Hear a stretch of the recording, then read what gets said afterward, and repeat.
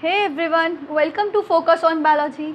आज हम क्लास 9 का लेक्चर कंटिन्यू कर रहे हैं। जैसे कि लास्ट लेक्चर में हम क्या पढ़ रहे थे, सेल, तो आज हम उसी को कंटिन्यू करेंगे। तो मैंने लास्ट लेक्चर में आपको क्या बताया था, वही प्रोकैरियोट और यूकैरियोट को बताई थी। आज उसको और डिटेल स्टडी करते हैं, ठीक है। तो हम क्या पढ़ रहे हैं, सेल, ठीक है। तो पिछला एक बार मैं बता दूं मैंने इसका क्या क्या बताया था। वैसे भी अगर आपने इसके पहले के लेक्चर्स नहीं देखे तो प्लीज़ उस लेक्चर्स को करिएगा, उसके बाद इस लेक्चर को देखिएगा, वरना एकदम से आपको कुछ समझ में नहीं आएगा, ठीक है।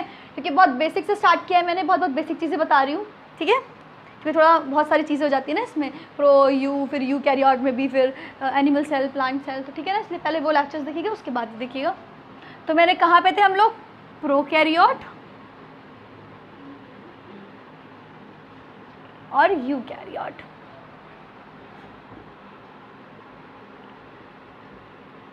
ठीक है। तो ये तो मैं आपको बता चुकी हूँ, प्रो मतलब प्रिमिटिव, बहुत पुराने टाइप का जो सेल होगी वो प्रोकैरियोट कहलाई जाएगी, ठीक है। और इसमें हम मेनली किसके बारे में पढ़ेंगे, बैक्टीरिया के बारे में। तो और भी ऑर्गेनिज्म रहे, ठीक है, लेकिन हम इसमें भी यहाँ पे मेनली बैक्टीरिया, ठीक है। हम बैक्टीरिया को दिमाग में रखते हुए पढ़ेंगे प्रोकैरियोटिक सेल, ठीक है। और यहाँ पे हम पढ़ेंगे plant cell and animal cell. इन दोनों सेल को दिमाग में रखते हुए हम ये यूकैरियोटिक सेल पढ़ेंगे, ठीक है। यहाँ पे हम मेनली किसके बारे में डिस्कस करेंगे, बैक्टीरिया। बैक्टीरिया की सेल को हम ध्यान में रखते हुए प्रोकैरियोट पढ़ेंगे, या एनिमल सेल और कौन से सेल, प्लांट सेल, इन दोनों के बारे में पढ़ेंगे, ठीक है। देखिए पहले तो इन दोनों में ही डिफरेंस है, उसके बाद यूकैरियोट में भी बहुत सारी चीज़ें आती हैं, फंजाई, प्रोटिस्टा, लेकिन उन सबके सेल में भी डिफरेंस है, ठीक है। तो हाँ, तो यहाँ पे हमने बैक्टीरिया, मैंने कहता है अगर हम एक बैक्टीरिया को लें तो वो इस शेप में रहेगा बैक्टीरिया, ठीक है। तो हाँ, इसमें प्रोकैरियोटिक सेल में मैंने क्या क्या बताया था, देखिए ये चीज़ तो सब में होगी, दैट इज साइटोप्लाज्म, ये तो उधर भी होगा, ठीक है। यहाँ पर एक क्रोमोसोम मटेरियल होगा जो कि नेकेड फॉर्म में होगा, इसके ऊपर किस तरीके की कोई कवरिंग नहीं होगी, मतलब न्यूक्लियर मेम्ब्रेन नहीं होगी। अब ये जानते हैं यही जेनेटिक मटेरियल है, यही वो डीएनए है जो कॉम्पैक्ट फॉर्म में है, क्रोमोसोम बता रहा है, ठीक है। अभी आप इसके बारे में भी डिटेल पढ़ेंगे।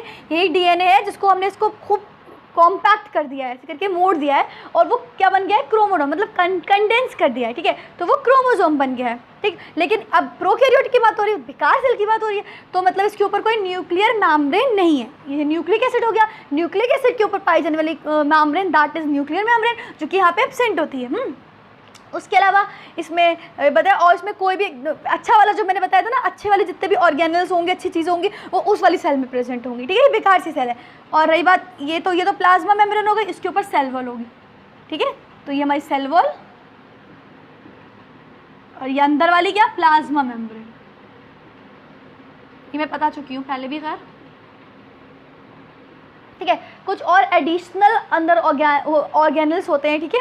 जैसे कि एक होता है प्लाज्मिड, आपने पढ़ा होगा इसको, ये भी इसी की तरह वर्क करता है, डीएनए की तरह वर्क करता है, जेनेटिक मटेरियल की तरह, पर इसको इससे मतलब नहीं होता है, ये अपने आप ही खूब कॉपीज़ बनाता रहता है, अपने आप ही काम करता है, ठीक है, इस तरीका। और राइबोसोम बताया था, ये तो सभी सेल में प्रेजेंट होगा, ठीक है।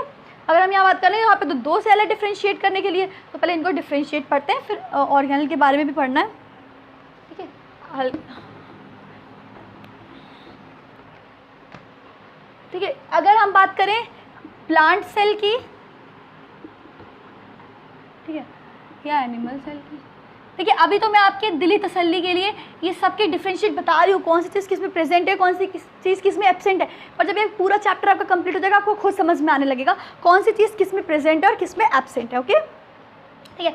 तो एक बार को अगर हम इसकी सेल वॉल इसकी देखें, तो इसके सेल में क्या क्या चीज़ प्रेजेंट होती है, इसकी सेल रही, ये इसकी सेल वॉल रही, ठीक है। प्लांट सेल की के ऊपर सेल वॉल होती है, ये सेल मेम्ब्रेन हो गई, या इसको हम प्लाज्मा मेम्ब्रेन भी कहते हैं। यहाँ मैंने प्लाज्मा मेम्ब्रेन बोला है ना, तो इसको हम सेल मेम्ब्रेन भी बोल सकते हैं, ठीक है। ये क्या हो गए, सेल मेम्ब्रेन,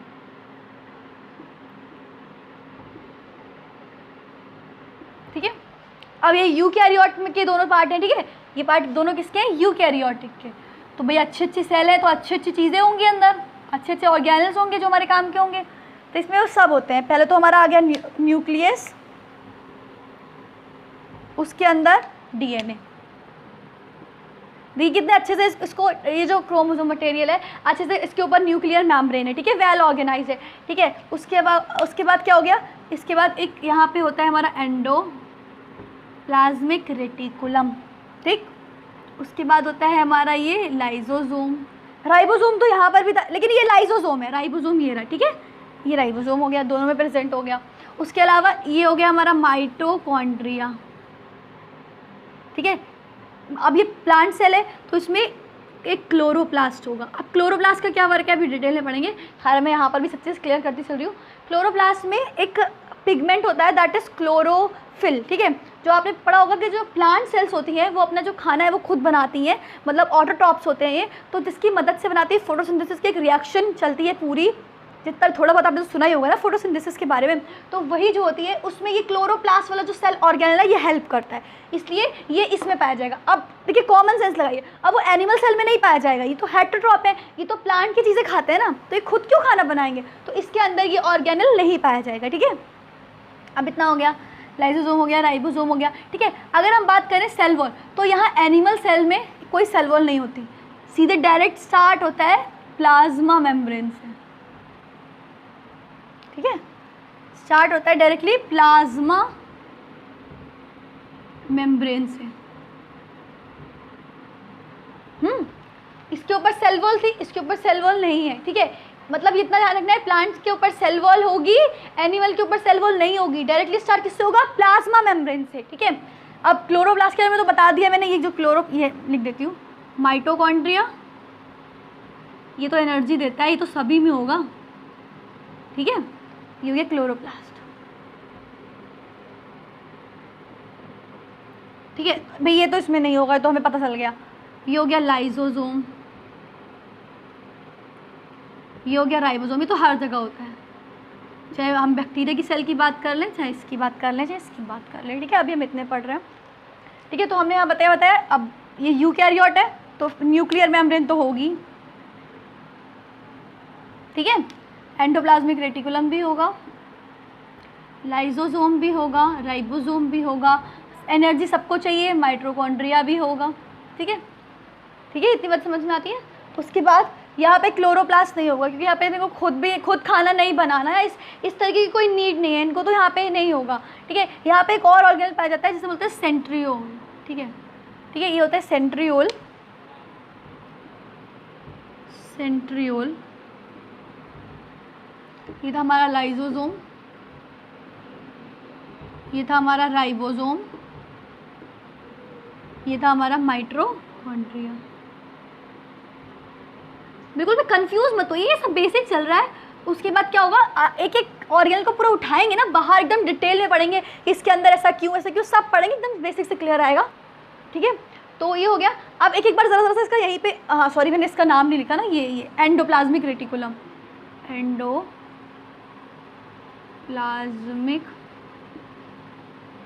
रेटिकुलम, ठीक है।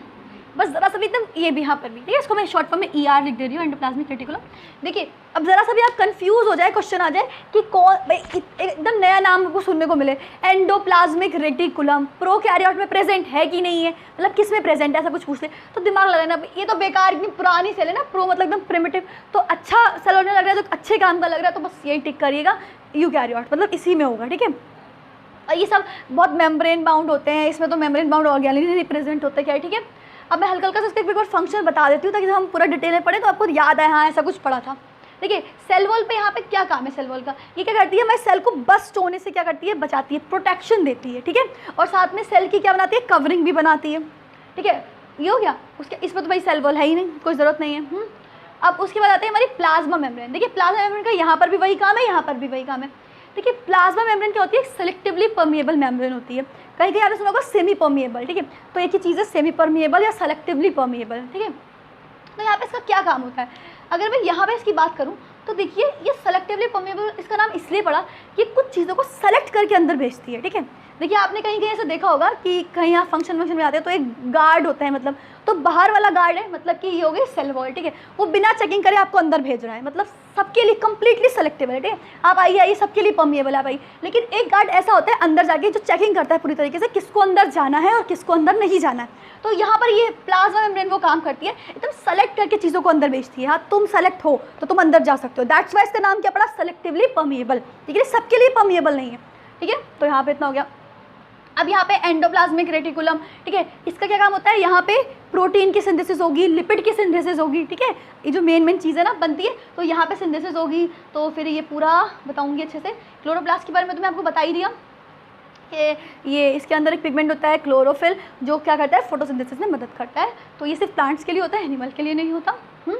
और अब बात करें राइबोसोम की, तो यहाँ पर भी राइबोसोम था। यहाँ के राइबोसोम को बोलते हैं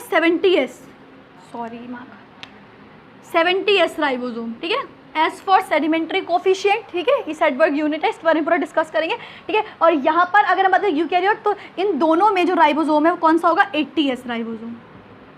यहाँ पर भी क्या था, कहाँ गया राइबोसोम, 80S राइबोसोम, ठीक है।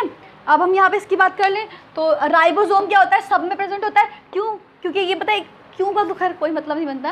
राइबोसोम से आप इतना याद रखिए, सब में प्रेजेंट होता है, चाहे वो बैक्टीरियल सेल हो, चाहे प्लांट हो, चाहे एनिमल हो, किसी की सेल भी हो। और वो नॉन मेम्ब्रेनस होता है, उसके ऊपर किसी भी तरीके की कोई मेम्ब्रेन नहीं होती, ठीक है। तो देखिए साथ साथ पढ़ते जाइए, थोड़ा कन्फ्यूजिंग है, मुझे भी पता है आपके लिए, एकदम 9th क्लास में थोड़ा कन्फ्यूजिंग है।